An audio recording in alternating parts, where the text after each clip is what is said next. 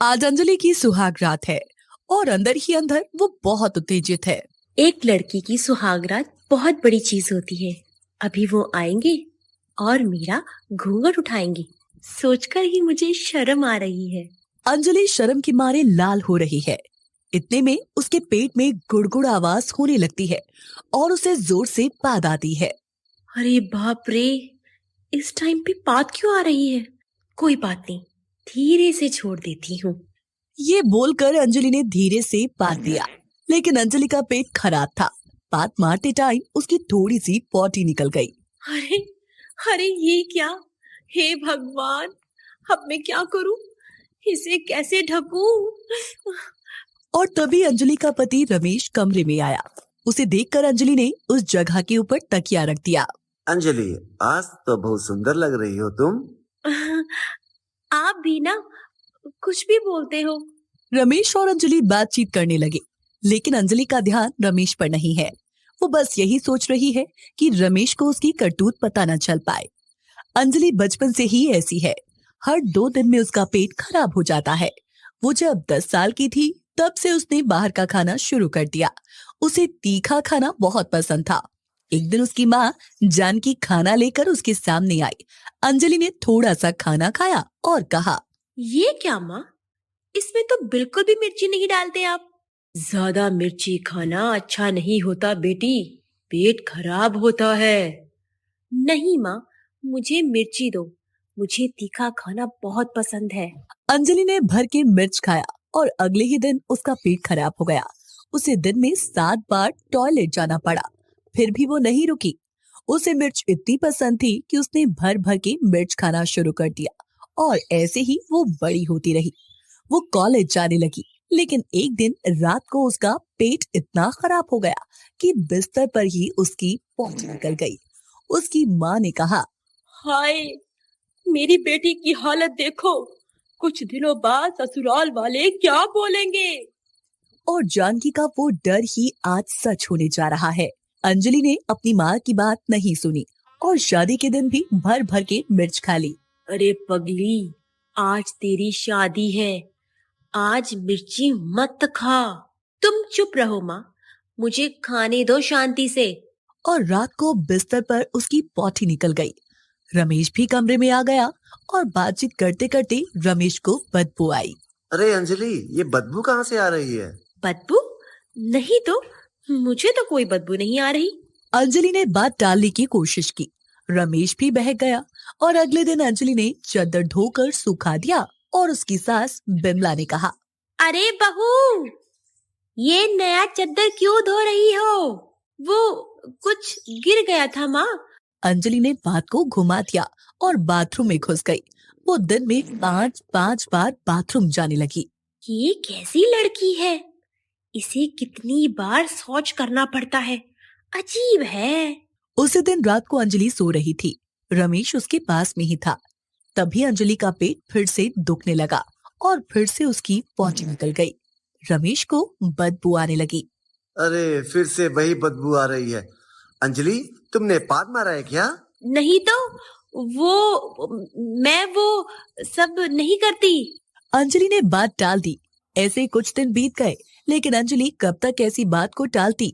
एक दिन सुबह रमेश बाथरूम में था कि तभी अंजलि पराठे के साथ 10 मिर्च खा गई और उसे जोर से पॉटी आ गई। वो बाथरूम की ओर भागी और देखा कि बाथरूम का दरवाजा तो बंद है। अरे ये क्या है? अब क्या होगा? मुझे तो बहुत जोर से आ रही है। अब मैं कहाँ पॉटी करूंगी? अंजलि भाग के अपने कमरे में चली गई। उसने बहुत देर तक पॉटी रोक के रखने की कोशिश की, लेकिन उससे और रोका नहीं जा रहा था। अरे बाप रे, क्या मुश्किल है। ये क्या नई मुसीबत है। एक काम करती हूँ, मैं यही कर देती हूँ, बाद में धो दूंगी तो किसी को पता ही नहीं चलेगा। ये बोलकर अंजलि ने बिस्तर पर ही पॉटी कर दी और तभी बिमला कमरे के अंदर चली गई। छी छी छी, ये सब क्या है? ये सब क्या कर रही हो बहू? तुमको शर्म नहीं आई? वो माँ जी, मुझे बहुत जोर से आई थी। तो क्या बिस्तर पर ही कर दोगी? तभी रमेश भी वहां आ गया। अच्छा, तो सुहाग रात वाले दिन में भी तुमने यही किया था, इसलिए बदबू आ रही थी। तुम जैसी बीवी मुझे नहीं चाहिए। रमेश ने अंजलि को घर से निकाल दिया। अंजलि माँ के चली गई और रोने लगी। जानकी ने कहा, देखा बेटा, इसलिए कहती थी इतनी मिर्ची मत खा। मैं समझ गई हूँ माँ, मुझसे गलती हो गई। अंजलि बदल गई। उसने मिर्च खाना बंद कर दिया और वो डॉक्टर के पास गई और डॉक्टर ने उसे ठीक कर दिया। उसने बिमला और रमेश से माफी भी मांग ली और फिर से उस घर में चली गई और इसके बाद वो खुशी खुशी रहने लगे। अंजलि को डोली में बैठकर गांव से शहर का एक लंबा रास्ता पार करना था। उसके हिसाब से वो डोली में बैठ भी गई और थोड़ी देर चलकर उसने एक पानी लिया। अब थोड़ा ठीक लग रहा है, लेकिन रास्ते में ऐसी गड़बड़ हो जाएगी उसे ये नहीं पता था। सुबह से ही उसके पेट में कुछ अजीब सा हो रहा था। बार बार ये पेट क्यों दर्द कर रहा है? आज ही होना है क्या ऐसा? ये सुनकर अंजलि की माँ बिमला ने कहा था, और खा उल्टी सीधी चीजें। बार बार मना किया था शादी से पहले, रास्ते की चीजें मत खा मत खा। माँ, अभी ये सब ज्ञान मत दो। अंजलि ने बिमला को चुप करा दिया। अंजलि बचपन से यही करती आई है। वो खाना खाने में माहिर है। जब तक खाना गले तक ना आ जाए तब तक अंजलि खाती ही रहती है। बचपन में भी वो यही करती थी। ये देखकर बिमला हमेशा परेशान रहती थी। ऐसे मत खा बेटी, इस तरह खाएगी तो बीमार पड़ जाएगी। कुछ नहीं होगा माँ, मैं सब कुछ हजम कर लेती हूँ। अंजलि तब छोटी थी, इसीलिए उसकी हजम करने की क्षमता भी अच्छी थी। लेकिन थोड़ी बड़ी होते ही अंजलि बार बार बीमार पड़ने लगी। उसका पेट खराब होने लगा। वो बार बार शौचालय जाने लगी। अरे बाप रे, इसे लेकर आज 4 बार हो गया। पेट दर्द कर रहा है। इन सब के बावजूद अंजलि ने खाना नहीं छोड़ा। उसे खाने का नशा चढ़ गया था और कुछ साल बाद अंजलि कॉलेज जाने लगी और कॉलेज के बाहर की दुकानों से हर रोज उल्टी सीधी चीजें खाती रही और ऐसे ही उसका पेट खराब से और खराब होता गया। लेकिन अंजलि दिखने में अच्छी थी, इसीलिए उसके पीछे हमेशा लड़कों की लाइन लगी रहती थी। ये देखकर बिमला ने उसके पति रामदास से कहा, सुनिए जी, बेटी बड़ी हो गई है, अब उसकी शादी करवा देते हैं।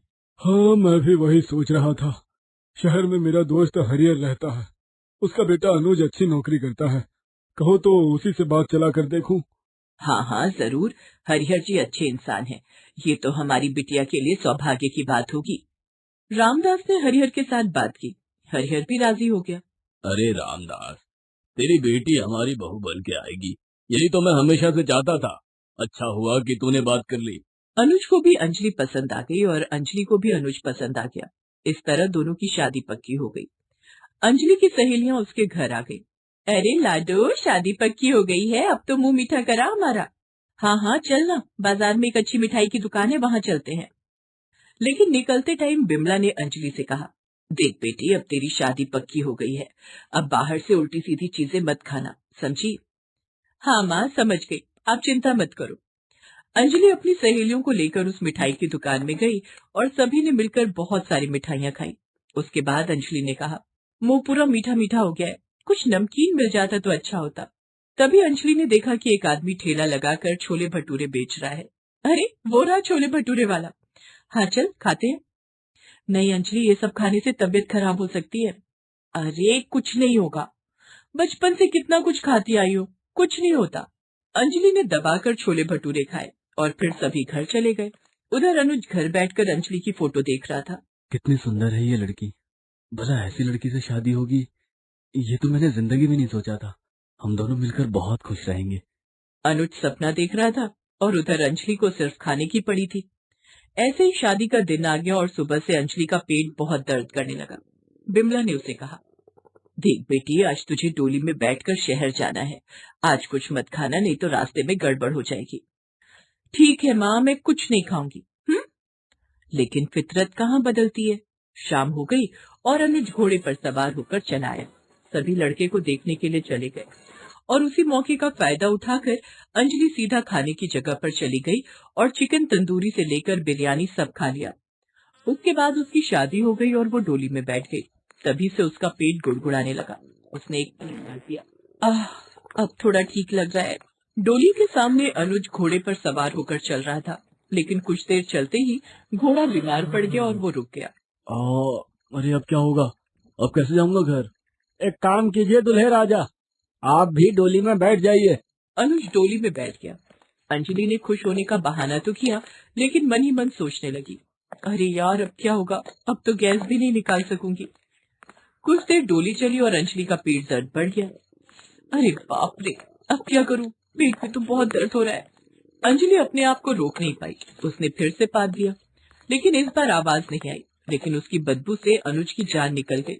अरे बाप रे, ये गंदा स्मेल कहाँ से आ रहा है? पता नहीं जी, लगता है आसपास कोई जानवर मरा है। अंजलि ने झूठ बोलकर बात को संभाल लिया, लेकिन आखिर कब तक संभाल पाती। कुछ देर बाद उसके पेट से गुड़गुड़ आवाज आने लगी। ये क्या हो रहा है अंजलि? ये आवाज कैसी? अब क्या बोलूं, माँ ने बार बार मना किया था कुछ खाने के लिए, लेकिन मैंने बात ही नहीं सुनी। अंजलि को अब समझ में आया कि इतना भी खाना अच्छा नहीं होता है, लेकिन उसे अभी भी डर है। बस किसी भी तरह जल्दी से ससुराल पहुंच जाऊं, जाते ही मैं बाथरूम की ओर दौड़ लगाऊंगी। लेकिन तभी डोली वालों ने डोली नीचे रख दी।